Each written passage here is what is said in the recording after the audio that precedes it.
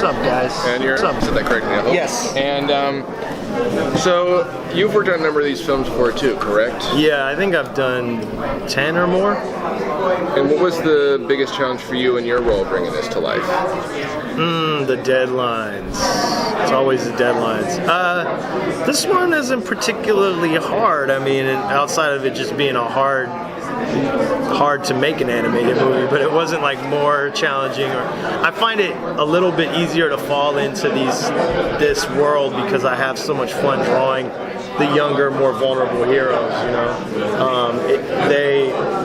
there's a lot of components to it, but they tend to lend themselves to, you know, more vulnerability, which is interesting, you know, more levity, like there's a tenderness to them, but they're also like buoyant and colorful and a lot of fun. So, you know, I don't want to say it was easy, but it wasn't like, you know, working on a Justice League movie, which is always super fun. Okay. And what was, do you have like a favorite scene or two that, like, you know, you looked at, you really liked how it turned out?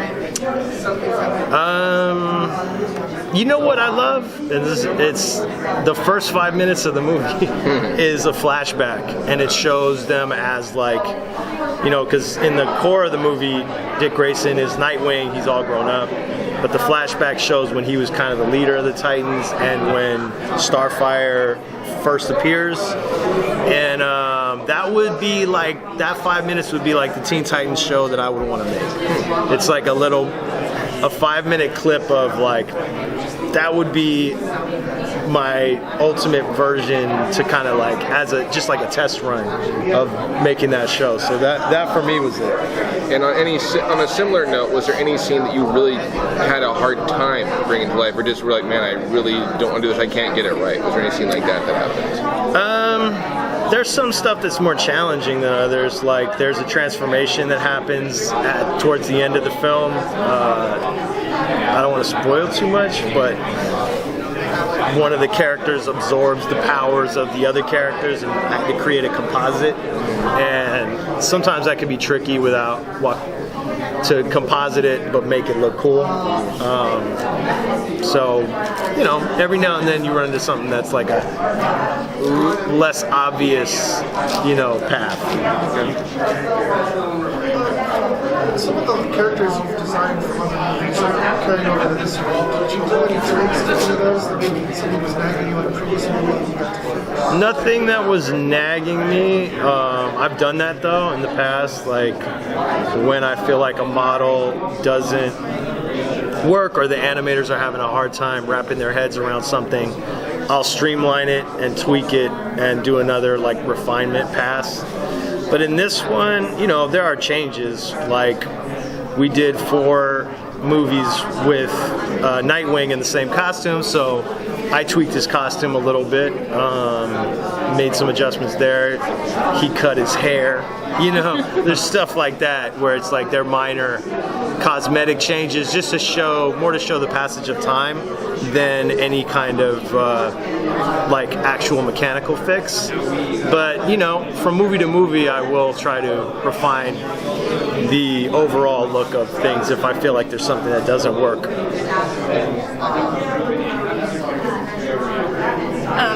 So Young Justice is coming back for another season. Yes. Yay.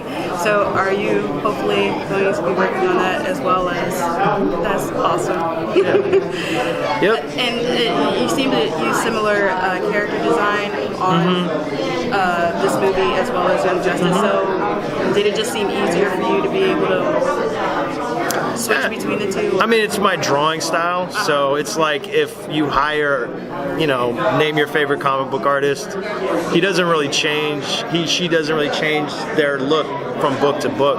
You know, you might evolve, but the way that the movies look is the way that I draw. So, and I haven't been asked to change it dramatically. Like when I finished Young Justice, the first movie I did after that was Flashpoint, and I did alter some elements of my style to create that look, but it was more of an exploratory thing. I think at that time I felt like Warner Brothers didn't want to see the exact same thing from me, so so I was encouraged to push and find ways to like find new territory to explore, and you can't do that on the clock and in the trenches of a design project without, you know, taking some risks and maybe doing some things that don't work, but therein you will discover new insight and new opportunities for adding to your repertoire, and that's what happened on that project. And ever since then I've kept lessons from each, you know, you keep lessons from each project that you work on. So I have been occasionally in the position where people just wanted to see something new, you know what I mean?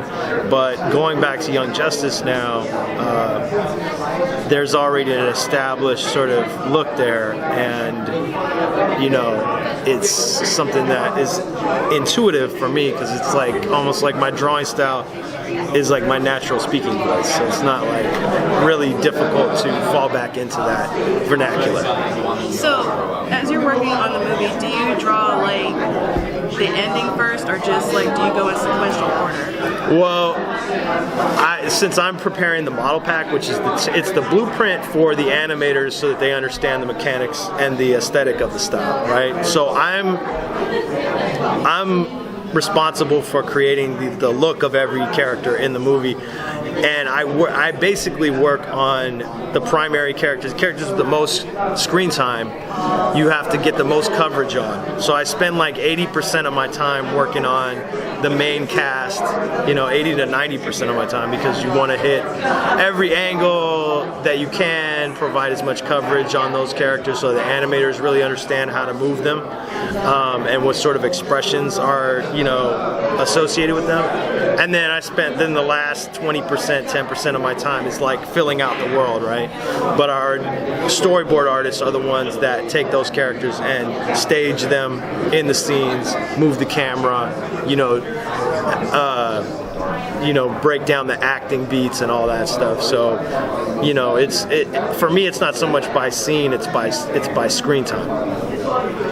Do they tell you to emulate a particular era from the comics and some of these characters, like New 52 for some of the earlier movies, or do you have sort of your own freedom to pick and choose? There's like a lot of influences that we try to incorporate, you know, anything that seems contextually appropriate or something that was inherent to the story arc that we're loosely adapting, you know, we'll always look at that material.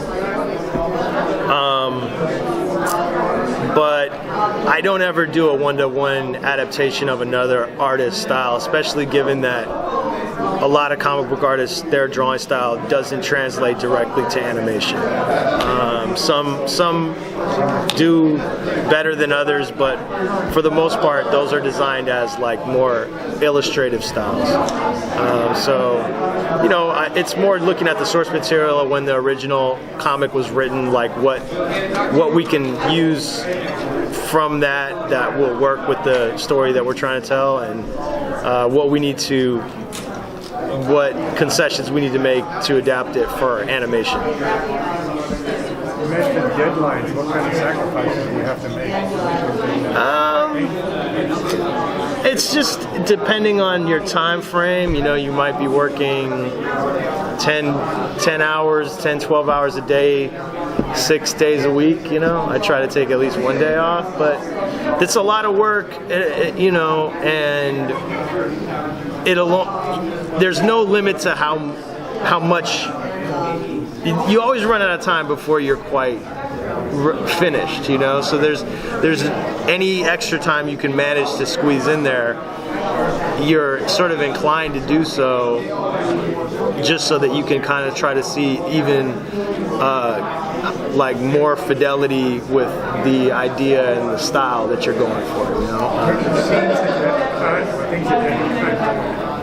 Well, yeah, there's definitely stuff like that. At this point, it's difficult to remember. Like, a lot of times we will create scenes or, you know, entire sections that are in the script that might get boarded, they might get designed, but by the time we ship it to the animators and we have the animators working on the stuff, we've had to cut it out. So we've had occasions like that. Normally it's not. Normally we don't cut that much of that stuff out, but occasionally there's like, wow, that whole section is gone. But yeah, because it is, you know, they're not quite full feature-length movies. They're like 70-some minutes, so there is some sort of editing that you naturally have to do just to make it feel like it has room to breathe, so it's not so tight, you know, so bursting at the seams, that kind of thing. What's your favorite character that you designed for the Judas Contract?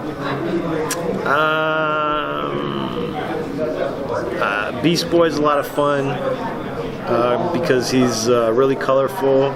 And you know, he's really he brings a lot of levity, and he's humorous, but he has an inherent charm. Also, you know, he gets to turn into like this diverse menagerie of animals, so he's a lot of fun from a design standpoint and from an animation standpoint. I love drawing Starfire. You know, she's awesome. She's really colorful and over the top in a lot of ways, and that's always kind of fun. And I drew Kevin Smith in this movie. I don't know if you guys know that, but he's in it. Awesome. And that was kind of fun. I'm not, you know, that, but it's still kind of cool. Yeah, what's that? I think I had heard that, but that's still kind of cool. All right, spoilers. Has he seen that? He did a voice track, so he's in it. He's actually himself in them. I don't know if he's seen the movie. He doesn't get to sign off on his I'm sure he did. I'm sure he did. Yeah, I don't think he He's was. like, me in this? Sure, why not? Yeah, I'm sure he did. So You didn't get a memo saying do this again? no, that was one shot, one kill. You know what I mean? I have gotten, because I also work on the CW animated adaptation stuff, so I have gotten notes from actors before. I won't name names. But Character you really like to incorporate into the Teen Titans franchise? Teen Titans, who would I want to bring in? Who's missing? I'm trying to think. I always blank on these. I feel like everybody that counts is in there, but Cyborg. I mean, you know, Cyborg. We got him in the Is there anyone in Justice League that hasn't been put in? into the Justice League. I don't know. I mean, I've done them all, but and there's more coming, so it's hard to even say. Like, It'd be kind of cool to see Wonder Girl again. That was kind of cool. We got to see her on Young Justice a little bit, but that'd be nice to see her again. yeah, which one? Well, Cassie's in Young Justice. Yeah, but then we got to see her for the first time there in animated Yeah. form. So it'd be kind of cool to see her in this movie, then, or one of the something like this. Yeah. Stay tuned. Keep your eyes peeled. Yeah, it wasn't you built might on see too her. much. Yeah. But yeah, I mean, the Teen Titans have always Cyborg's always been a key member, but in our continuity, he's in the Justice League, so it would be fun to have them interact a little more. I guess that would be the obvious sort of missing component. But Blue Beetle kind of does the Cyborg thing, you know, in this one, so I guess that's What kind of cyborg team kind of helped them in the last one, yeah. So that's cool. But yeah.